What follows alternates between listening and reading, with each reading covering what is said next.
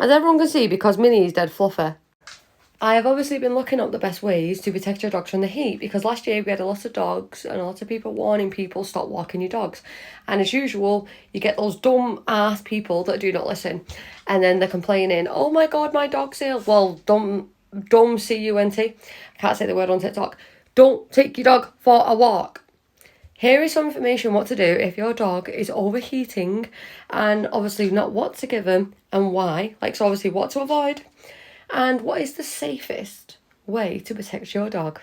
As you can see, I got this from Google.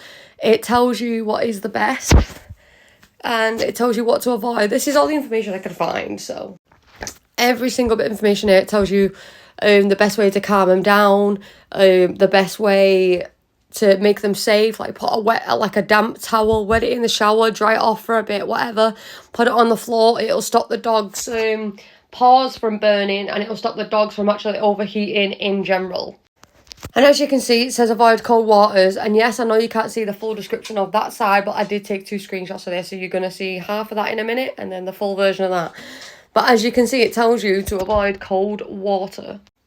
And it says that's why. Obviously, if a dog is drinking cold water and they're already in the middle of a heat stroke, you could cause their blood vessels to clot and stuff. So obviously, do not think that throwing your dog in a freezing cold bath or something because it's been too hot outside will work. That is not the case. If you're going to give them a bath, or you want to cool them down, do what you do with kids. You know, like the lukewarm kid bath. That is how a dog needs to be bathed, except a little, like a tint, literally a smidge, like colder. But I got all this information because obviously Minnie's never dealt with a son and she's really struggling right now. So I've got her a bowl with cool water in it and I've put some ice cubes in it. If your dog is overheating, make sure you've got a bowl of water with ice cubes because it's actually really healthy for them. Or you could give them an ice cube out the freezer because they like chewing it. I know people say our teeth are as strong as dogs. That is completely bull. You do not see a human chewing on an ice cube. But a dog can chew at least 5 to 6 ice cubes a day, depending on the weight, the body mass. Actually, I think body mass is weight, so there's a dumb one on my part. The height of him, how much fur they've got on him, how much weight they've got on him. Depending on that, depends on how much ice you should actually give him, and it shows you all that here. But you can always check on Google, like I have, to see about, the age of your dog, how many ice cubes to give him a day. Well, obviously you can see, you've got to be very careful with your dog. Like, you can't give them drinks that are too, hot. You can't give them drinks that are too cold.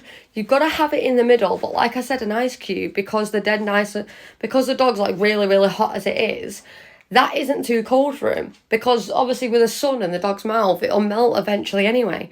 I will admit though, if you're going to give your dog an ice cube, at least put a towel down first, because we all know ice cubes melt.